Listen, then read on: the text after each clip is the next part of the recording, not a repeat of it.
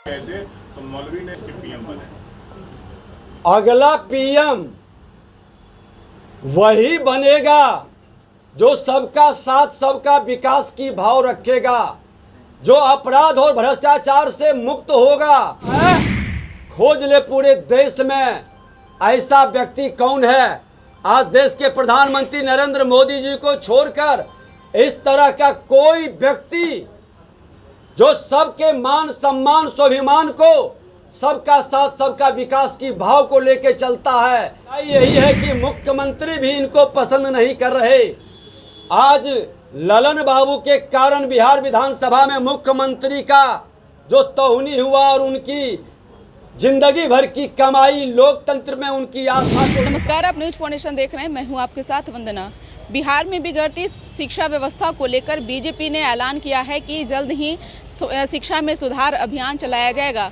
यही नहीं, नीतीश कुमार को किस तरह से गद्दी से उतारना है, यह भी अभियान जो है बीजेपी के द्वारा जो है चलाया जाना है। इसको लेकर नेता प्रतिपक्ष विजय कुमार सिन्हा ने कहा कि आने वाले समय में जिस तरह से बिहार में जो शिक्षा की व्यवस्था देखी जा रही है वह कहीं ना कहीं बद से बदतर है।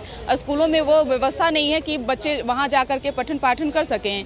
आगे जब सवाल पूछा गया कि नीतीश कुमार को लेकर राजद ने कहा कि वह सब गुण है नीतीश कुमार में कि प्रधानमंत्री बन सकते हैं, तब उन्होंने कहा कि अब तो बिहार क्या, अब केंद्र से लेकर के बिहार में कहीं वैकेंसी ही नहीं है, क्योंकि 2024 में नरेंद्र मोदी की सरकार बनेगी और 2025 में बिहार में भाजपा की सरकार बनने जा रही है।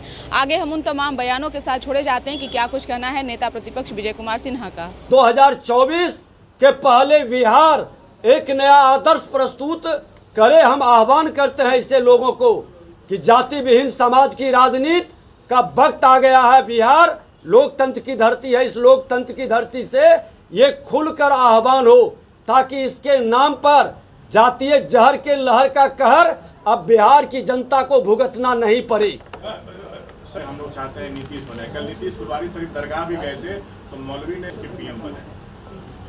अगला पीएम वही बनेगा जो सबका साथ सबका विकास की भाव रखेगा, जो अपराध और भ्रष्टाचार से मुक्त होगा, जो सत्ता और कुर्सी के लिए अपराधियों भ्रष्टाचारियों से समझौता नहीं करता है, जो अपने देश के मान सम्मान स्वाभिमान को बढ़ाता है।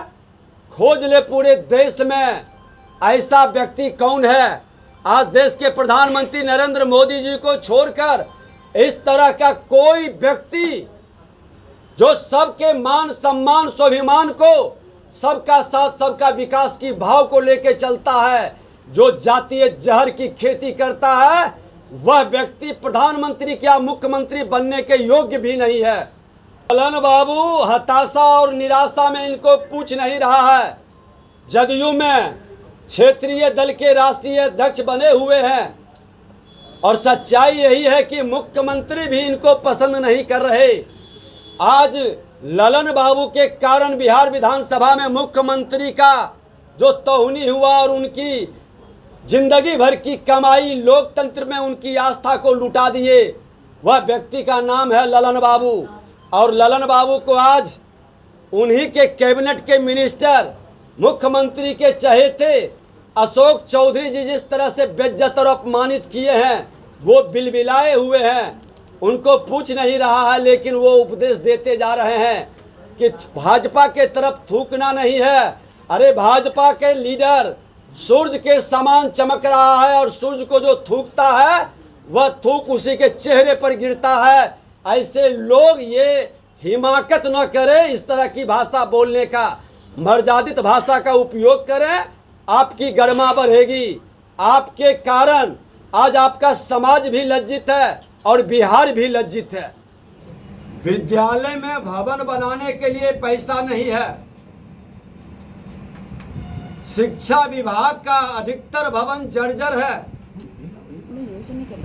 लेकिन भवन विभाग के माध्यम से हजारों करोड़ रुपया संग्रहालय से लेकर के नए नए टावर और नए नए भवन बनाने में खुल करके प्राक्कलन घोटाला कर करके हजारों करोड़ खर्च कर रही है ये सरकार।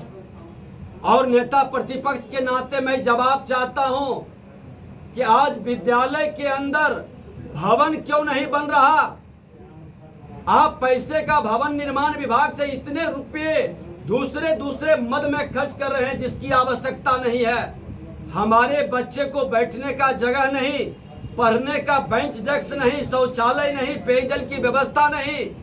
शिक्षा विभाग को तहस नहस करने के लिए आप लोगों ने जो प्लानिंग किया है शिक्षा विभाग को, हम जब भी दौरा करेंगे भारतीय जनता पार्टी प्राथमिकता में लेगी और हर प्रखंड के अंदर शिक्षा विभाग के खामी को उजागर करके ये सरकार को विवश करेगी और बिहार की जनता को, जो हर जाति के लोग उस सरकारी विद्यालय में पढ़ने जाते हैं, गरीब का बेटा, उसको अगर जो ये सरकार सुविधा नहीं देती है, इस सरकार का बहिष्कार करे, शिक्षा को सुधारे, या तो गद्दी छोड़े नहीं तो शिक्षा में सुधार करे। ये अभियान हम लोग चलाएंगे। उप मुख्यमंत्री के विधानसभा क्षेत्र और विद्युपुर में जो निर्दोष फैक्ट्री में काम करने वाले का हत्या हुआ है, और उस अभियान का भी श्री गणेश वहां के लोगों से ही करेंगे कि विद्यालय में सुधार हो, विद्यालय में भवन हो, विद्यालय में शिक्षक हो,